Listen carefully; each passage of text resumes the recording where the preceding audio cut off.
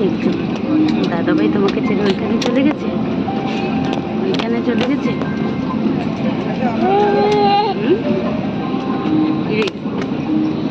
দাদাভাই কোথায় চলে গেছে?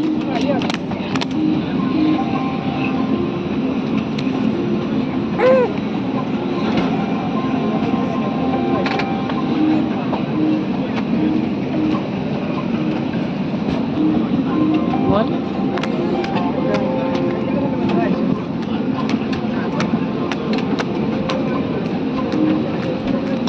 কি?